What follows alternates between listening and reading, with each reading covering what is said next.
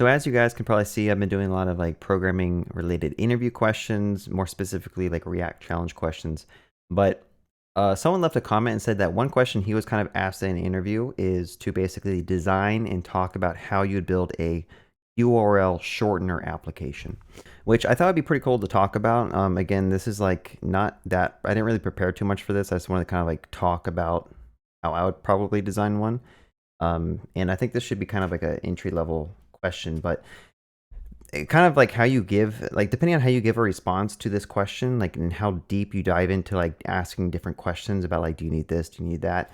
I think it's a good question to gauge like how creative is a person and how in depth are they willing to get with solving a system or designing a system. So first of all, you got to know what a URL shortener is. Maybe you don't know. Basically, it's, let's say you have a URL that's like, huge, like all the way up to here. And you want to give someone an easy link that they can click on, but you don't want to give them that URL that has like 300 characters in it, right? You could have query strings in that URL. You could have various hashtags or whatever and strange symbols. And you don't want to have to like paste that to somebody because it might take up your entire chat window if you're trying to share it. So a URL shortener is a way to copy that entire link and paste it into a system. And the system is going to give you a new link that is much shorter, has a lot less characters. And when you send that new link to people, they can click it and they will get taken to a new page. Hopefully you know what that is, but if you didn't, that's an overview. So I would probably start with like a higher level design of like, how would you build a system or an application that allows people to upload long URLs and have that system return you back a shortened URL? And before you even start diving into like the technical aspects of whatever this interview question might be, it's always good to ask more questions, right? So like, can users remove created URLs? Should only authenticated users be able to create these URLs? Is this for a business, right? Do you want to basically say like, is there a paywall behind creating permanent URLs? And the more questions you can ask in an interview really shows that you're creative and you like really want to solve the problem correctly. Getting to the more technical aspects of things, like how much traffic would you expect this system to handle? Right? That's important. How much traffic you're getting every second, how many requests per second can really change the design of your system. Do you have, are there permanent or temporary URLs? Maybe that's something important to know about before you start building out a system. Maybe you need some type of cron job that goes through every day, like a nightly task that clears out any URLs that haven't been used in a long time.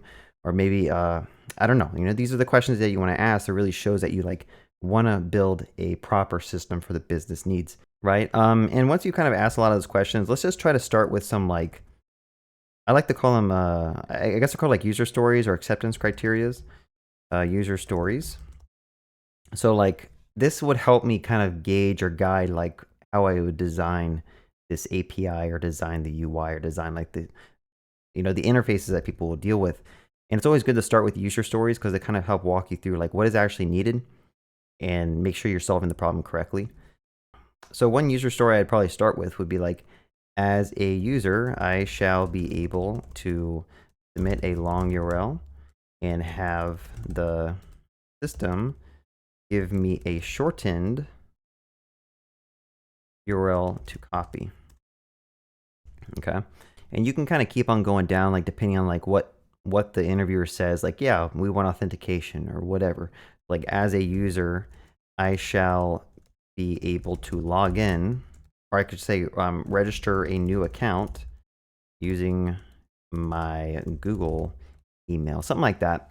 But I think you get the picture. Like ask questions, make sure you really understand like what needs to be built, especially if they don't like provide you with the information that's really like detailed. The devil's in the detail, like they always say, so make sure you get the details you need to make sure you're implementing the solution correctly. So let's just go with the first user story and see like what would you build if someone says, as a user, I shall be able to submit a long URL and have the system give me a shortened URL copy. Okay, so going to the actual design, I mean, I could try to find some type of, oh, I do have some like database stuff. So let's try to keep this as high level as possible, right? So as a user, let's just go ahead and get a user. And you might have to do this on a whiteboard, or maybe you have to share your screen and do something I'm doing. Just the better you can communicate your ideas and your system and how stuff works, I think, the better that is. So as a user, I shall be able to basically use some type of UI, and you can start like mocking up UIs if you want to, if that really helps you out. Where like, I don't know, let's say there's an input box like this, and then let's say there's a submit button. Pretty cool. And then you'd put a URL in here. So like I say, HTTPS mylongyurl.com. And let's make that font size a little bit smaller. I know you can't really see that, but I guess you can. So again, it's not only designing the system, like it's cool to actually like design the interfaces. Like how is a user going to actually use this app? So they would probably type into this input box and then they click a submit button. And this front end application, I mean, this could be built with whatever you want. I won't even get into the details because it doesn't really matter. Like it could be a PHP static app. It could be a React app. You could use Next if you want to use Remix. That's kind of like a lower level implementation detail that honestly doesn't really matter at this point. And I guess it's good to kind of talk about, like, you're not going to talk about the actual implementation or what tech stack you're going to use until you have like a generic high level design of like what's going to go on. So step one, user submits long URL. And then once they submit that, it's going to take that data, and we're probably just going to do like a normal post request to some type of API. So it'd be good to have like an API that accepts some type of payload. Now I'll say like post at URLs or something. I think it makes sense to just do like standard REST URLs. Like I wouldn't go with GraphQL or anything. Just keep it simple and just do a post to /URLs. And that is going to basically do something on the API. Again, like the implementation detail of the API, it doesn't really matter. You could use Python, you could use Django, Express, Rust, whatever, Erlang. Unless someone actually can give you like straight up, like this is how much traffic you're going to get. And like also another question you can ask is like, what are the requirements for performance? Let me move this over here. So the question you probably ask is like, what is the max time the long URL should take to be returned from the API, right? So like some type of metric that you can actually start designing the system around and like benchmarking it. Because like, let's say someone says that these things need to be returned in like 30 milliseconds or less. Well, that's going to change your design versus someone saying, well, you can take up to like 200 milliseconds if you want to, right? That could change the tech stack you're depending on. That could change the infrastructure that you're using. So these are questions that, again, you want to think of. And like as you're designing stuff out, like just write out questions so that you show that you're creatively solving the problem. You're thinking about different edge cases and stuff. But anyway, so user clicks the submit button. That's going to do a post request to /URLs. Maybe it'll send a payload. Again, like I would probably like have a payload called like URL, and then that would have like HTTPS longurl.com or something. You know what? I know I'm jumping around, but honestly, like I didn't prepare. I'm just kind of having fun with this. So things to consider. Okay, I'm gonna just make sure I have a list of some things that I want to talk about, so I don't forget about them. But things to consider would be security, availability, scalability. What else would you want? I mean, those are probably pretty good as well. I mean, it's probably good to understand, like, and talk about deployments / infrastructure. And then obviously things to talk about would be like tech stack, stuff like that. So just like put a mental note of like, these are some things that you should start talking about as you're designing. But I know you wanted to see the design, but really this is such a simple like problem to solve. I think the interesting part is like these questions that you come up with. But anyway, okay, so you do a post request that sends a URL. Okay, the API receives that URL request, and then you would expect that to be stored somewhere. Okay, so let's just go ahead and get like a database. Every UI, I mean, every API basically needs a database, right? So I'll just go ahead and say like DB. Again, you don't care about what type of database this is for the most part until you start actually understanding the problem space. So like step 3 would be, I would have this thing store the key value pair in a DB, okay? So basically the key, in this case, key would be the short URL. Okay, you just basically want some type of like lookup table or lookup map, okay, so that you can, when someone tries to provide you with the short URL or the short key, it doesn't really matter what it is, that you can send back the long URL. So that's kind of like the user story of like creating. I'd probably say like creating. Let me go over here. Uploading a new URL. Okay. So all this is all for like, how do you handle the edge case of up here as a user, I should be able to submit a long URL and have the system give me a shortened URL to copy. So this will create the URL, and like inside of here, you could do some steps. Like I could do step 3 and make this more detailed and maybe change this to a 4. And by the way, if you guys have any ideas of like how to change this or any approaches you do differently, like leave a comment.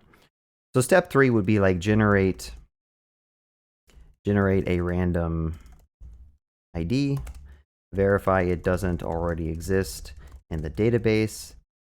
I mean, most databases have some type of like auto incrementing ID that you could potentially use.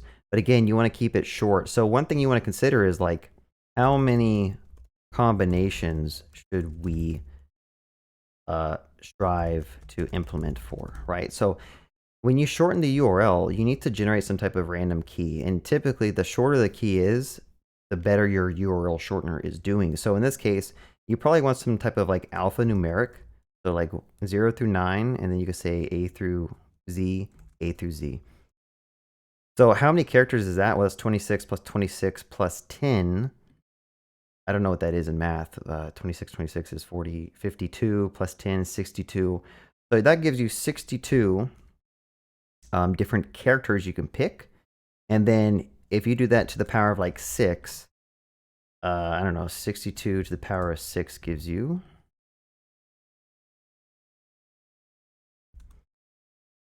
that many combinations. I don't know if I did my math right, but I mean, like, if you just said that you're going to generate a random key that's 6 characters and it's alphanumeric, including capitals, then that gives you that many combinations. You have to kind of think like, is this enough? Will this support what I would need for like, you know, the most initial iteration of my application or my business? Yeah, I mean, that seems like a lot. And then also you have to consider like, okay, what if we do get close to that threshold? Should we make this like, how would the system handle if we decide to change this or we need to add more? If we just bump this up to 8 characters, is that fine? Will the database be able to easily just add in another character? Those are things you need to think about, but you can think about them, you know, down the road. So for the most part, I would say step 3 would be just generate a random alphanumeric key and then store that in the database. And then obviously you need to return some type, need to return that key back to the user. So over here, I'll just go ahead and say like step 5 would be return key to user.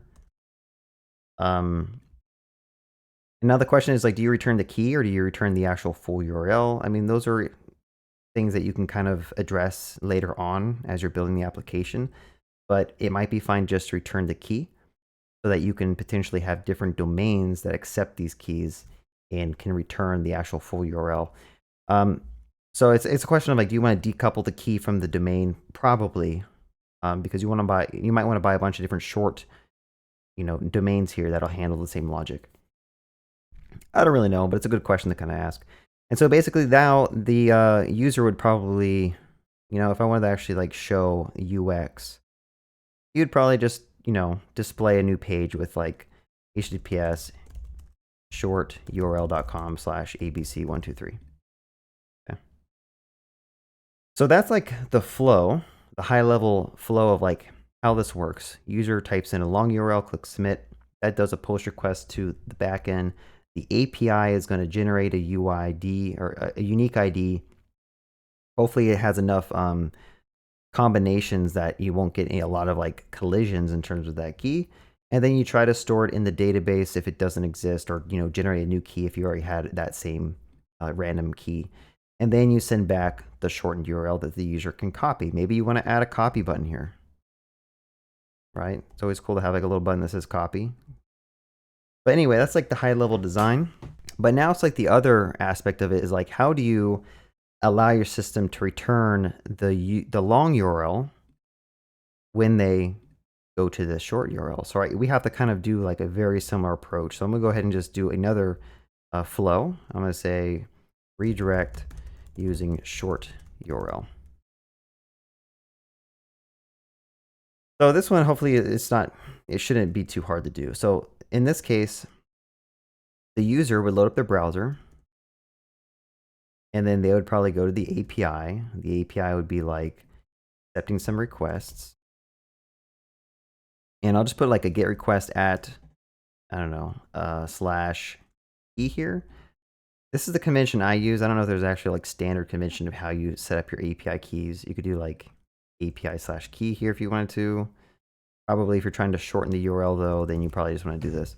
So for an example, like the user would load up their browser to shorturl.com/abc123. Okay, so technically that's like a get request to the API like this, and that should do something.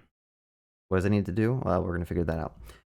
What we need to do is we need to return back the long URL. So we probably need to, again, like go to the database. So I'll just go ahead and copy this, pull it down here, and we need to do a lookup. So we're going to go ahead and just say, this is step 1, enter short URL in browser, like that. Step 2 would be fetch long URL using short URL key. And then I would probably just go ahead and have the API return some type of like permanently redirect. I don't know what status code that is. It's like 302 or 302.3. I don't know. Perm redirect. So I would have the API return a redirect using the long URL so that the actual long URL will be cached in the person's browser. So if they were to come and refresh the page, it wouldn't have to do like these steps anymore. It would basically, the browser would have that permanent redirect cached, assuming that you never have the ability to change the key value combination in your database, and that should be okay. But if for some reason you want to allow users to change URLs that they own, then you probably couldn't do this, right? You have to think about that. So again, that's just another question that you need to kind of like consider, things to consider. Like what happens if you decide to make a bad, you design your system one way, does it account for different edge cases? And then like the browser, I'll just say like return redirect status code with URL, and then user's browser will redirect. Now let me just go ahead and look up what the perm redirect status code is. Perm redirect status code, because I don't want to say something wrong and then you guys blow me up in the comments. I guess it's 301. Okay, so I was off by a number. So that's like step 1. This is how you like basically would design it. Super straightforward, but I think the key things you want to touch on are basically these things, right? So some things we want to talk about. Let's talk about security. So what happens if someone decides to write a script and just floods your system with post requests and tries to eat up every single unique combination, right? So this is obviously a lot of combinations. Like how many is this? 56 billion, right? So that's a lot of combinations, but an automated script that's ran on a cluster of servers could probably fill that up within a lot. Yeah, I don't know. I don't want to say anything. You guys call me out, but I have a feeling like you could fill up those combinations pretty quick. So in terms of security, like you probably want to find ways to either do rate limiting, which would kind of help. But really, I think what you need to do is you need to set up some type of CAPTCHA. So I think like in terms of security, you don't want anyone to come in here and just start like flooding your API. So I think you need to set up like some CAPTCHA, and then I have to go figure out like the best versions of CAPTCHA because I haven't actually implemented that on any systems myself. But I think you want to set up CAPTCHA so that like a user cannot just flood your API with requests. There's probably other ways to prevent it, but this is probably one of the best ways to prevent a robot from just flooding your system. So I think that's probably a good idea for security. And then things you want to consider is like, you want to make sure that these URLs can never change, because if you have a short URL that's pasted in like places all over the internet, and someone were to basically change the long URL to have it redirect to a bad site, that would probably be a lot of issues, right? So you want to make sure that however your database is set up, you want to make sure that thing is pretty secure, and you don't want like a dev to come in and like just start changing short URLs to point to bad sites. So you need to keep that in mind when you're kind of designing where the database lives, who has access to the database. Obviously, you want to make sure that, I don't know if it really needs to be encrypted. There's nothing really on the database that's like sensitive. Maybe you could find an argument for like needing to do some type of at-rest encryption on your database content. But for the most part, I think it's more of like securing access to the database and not allowing certain things to ever change once they be written. Now, some database might have constraints that you can't change columns, like values, once you write them. I don't know. I'm not a really, I'm not the best backend engineer, but I'm sure someone can point me to some stuff like that. But anyway, yeah, if you have the CAPTCHA and everything passes, then you should allow that URL to be created. So some more things to consider, like scalability. Where would you deploy this application? And now this also boils down to your business requirements, right? Is your business okay with using something like Vercel, where when you start getting a lot of traffic, they might start charging you thousands of dollars for that traffic in like a professional plan? Or is your business more of like, let's do this as low level as we can. Let's use Amazon. Let's use Lambda. Let's use serverless. Personally, I would probably have the API decoupled from the front end. So I probably wouldn't use Next in this situation. I would keep the API as its own standalone project. Now, the reason I decouple the backend from the front end is like, it's just good practice in general. And most, large scale enterprises do that. But more specifically, like if you don't know what the requirements are for like, how fast should stuff return, I would probably start with building out the API with Node.js and Express, because obviously that's what I use and that's what I'm good at. But if you need to like squeeze out as much performance as you can from your API, then maybe you need to switch it over to something quicker, like, I don't know, Rust, or I don't know what's a good fast, Go's a good one, Golang. So I would decouple the front end from the back end and have like the API be its own standalone project. So if in the future you ever need to switch it over to Golang or something to squeeze out some performance, you can do that. Now, in terms of scalability, I think I would probably host this on Amazon serverless, because that's what I use at my current job, but it's really cheap and it handles auto scaling. So like if one day, someone just keeps on hitting your API and just doing a ton of GET requests, your backend will automatically scale due to how Lambda and serverless works. You don't have to worry about doing any of that. And it's really quick to auto scale as well. The only issues with Lambda is the cold starts, which you can probably get that to be pretty quick depending on the tech stack that you use or the language you use.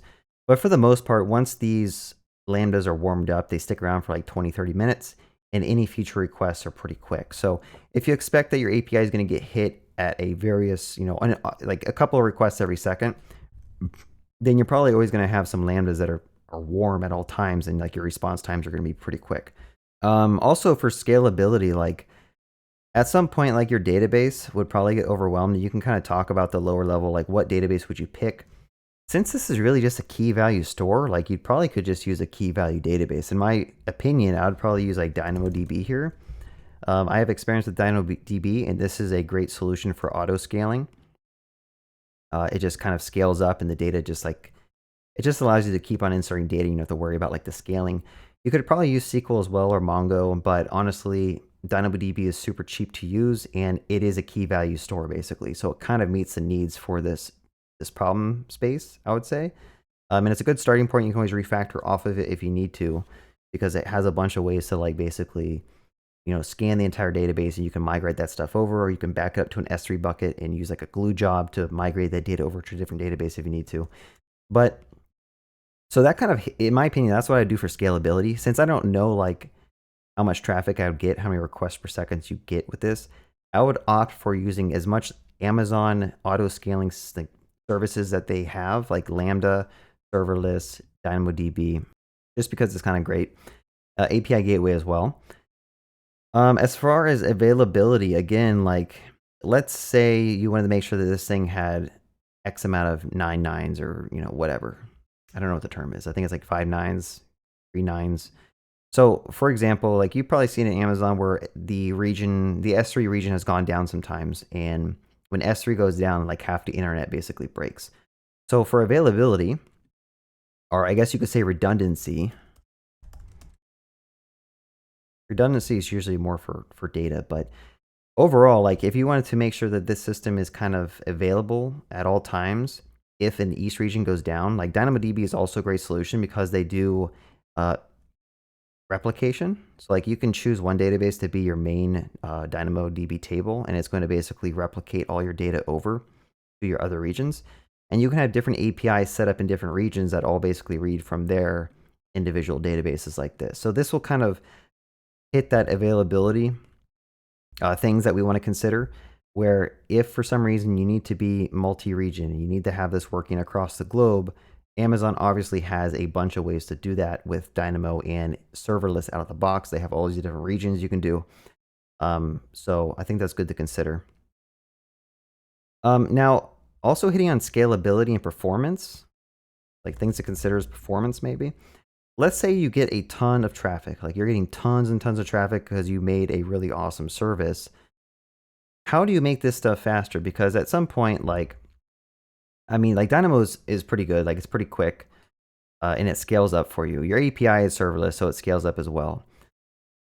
But at some point, if you really need to tune performance, you're probably gonna have to add some type of cache, right? So the caching, you could have maybe some type of like Redis instant here. Like you wanted some type of like memory cache. So you could do Redis or like mem cached.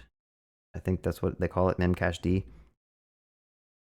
So you could potentially have some type of cache that's living in between your API and the database, so that if for whatever reason you hit the cache first to see if that thing exists, and if it does, you use the cache. Otherwise, you grab it from Dynamo and then you store it in the cache.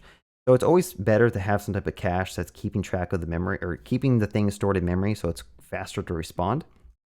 And even with Lambda, when the Lambda gets warm, you have like some memory that you could basically start storing some stuff. So you could have an on Lambda cache maybe.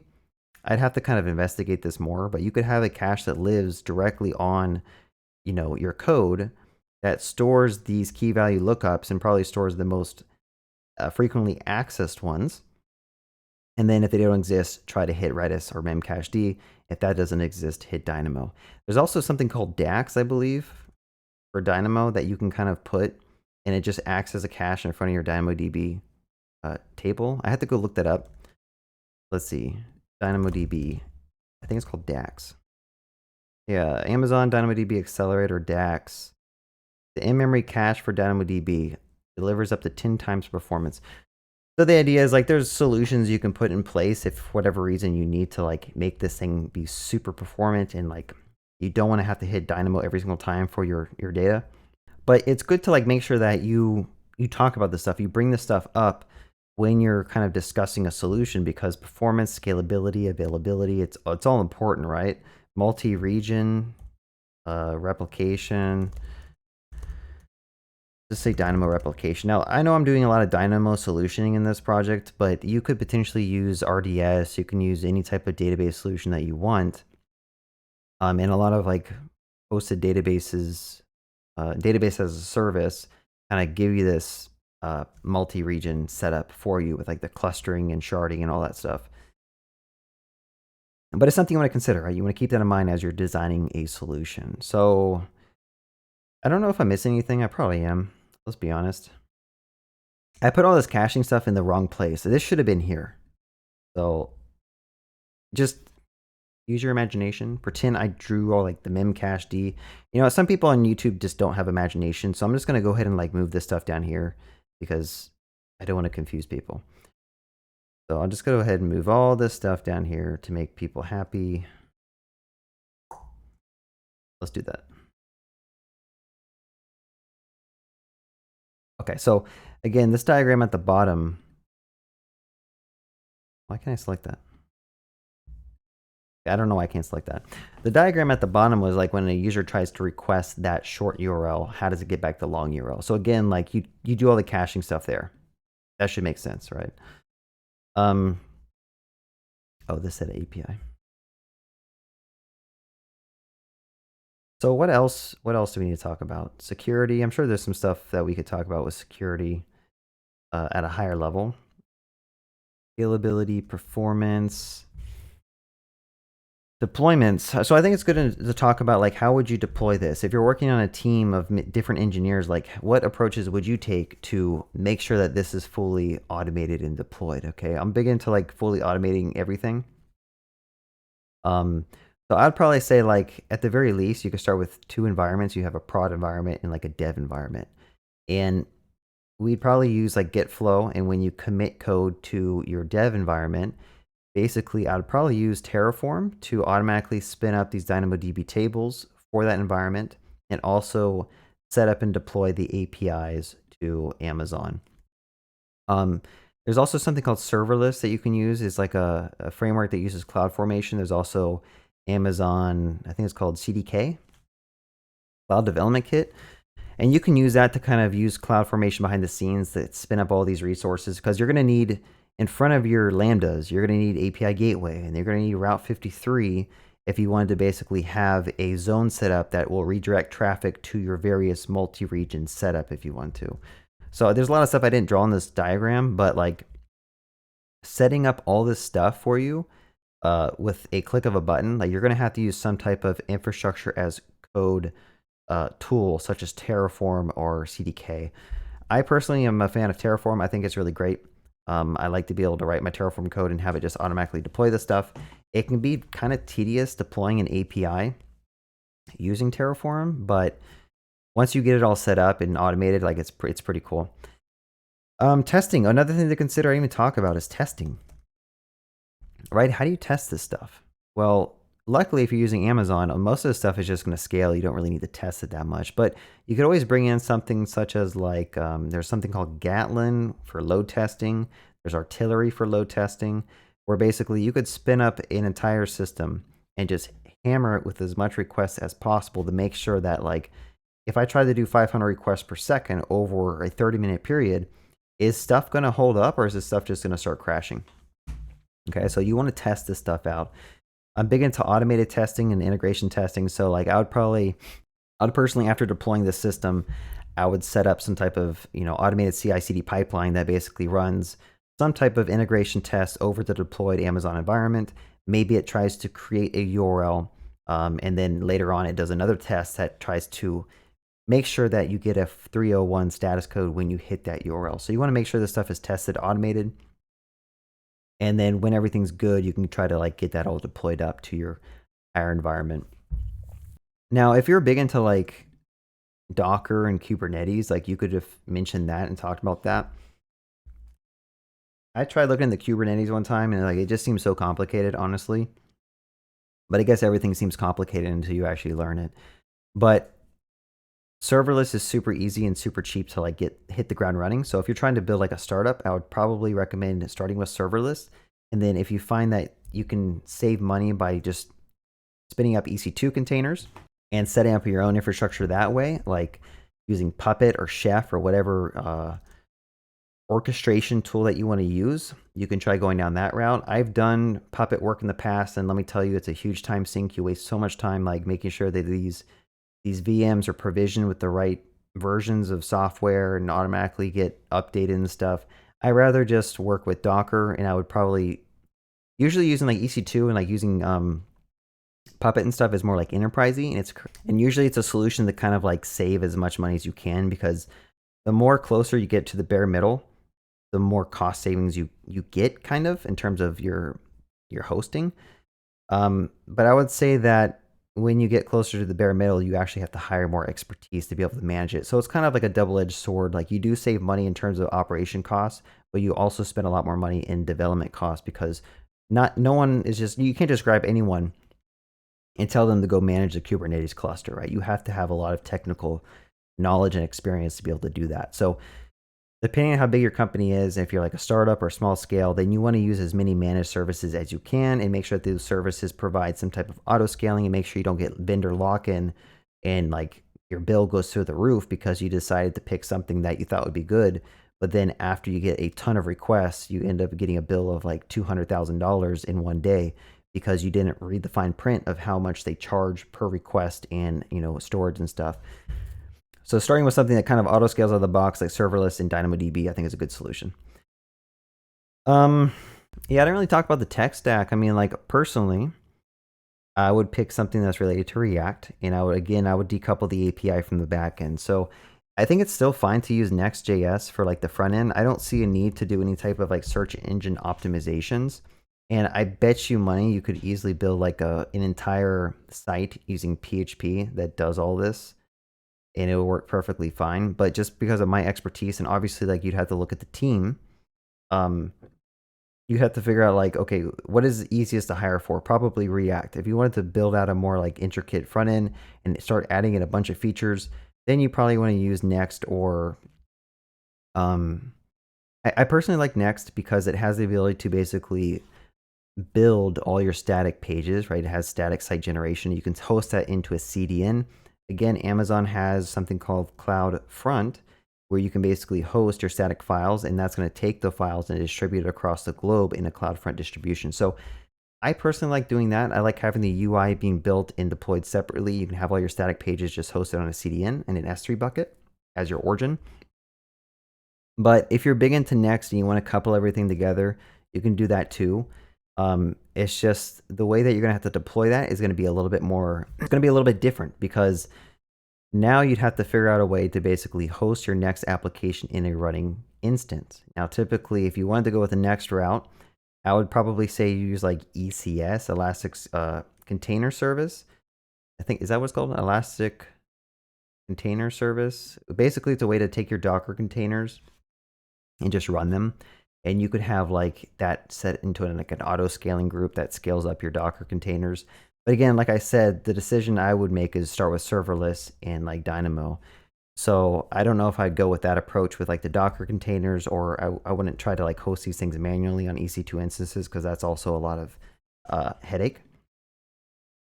But you can do that route. Again, like I would say, Next.js, just make it a purely static rendered site, and I wouldn't have it coupled to the API. At this point, I'm just kind of rambling and repeating myself. So yeah, in the comments, if there's anything I left off that you're like, dude, you missed a huge piece of the puzzle here, like, let me know.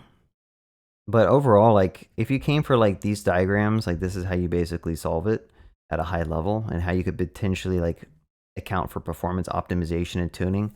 I'm a big advocate of don't start doing performance tuning until you really need to. Like, what's the saying?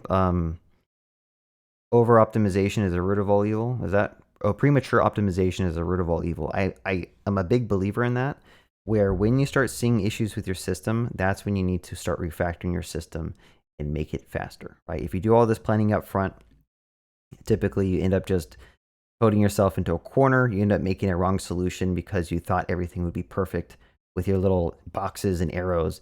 And then when it comes to actually, building it out, you realize that you made a bunch of mistakes along the way with designing. And I'm a big advocate of Agile, right? Just implement a story at a time, get it in front of users, load test it, see how it works. If it doesn't work, go back to the drawing board and try another approach, or try iteration number 2 and just keep on working on that. Yeah, well, I hope you guys enjoyed me rambling and listening to me talk about this stuff. I hope you guys learned something. I want to dive more into Amazon stuff on my channel at some point, and maybe just start talking about more of these like full services. I've used a lot of services on my current job, and I would like to kind of like make videos on them, just because they're fun to learn. But yeah, anyway, if you liked it, leave a comment, thumbs up, subscribe, bell icon, and like always, I have a Discord channel if you want to talk to me directly, or just ask questions to try to get help if you're stuck. People should help you out. I'm trying to build a Discord of friendly developers who are willing to help you out if you're stuck.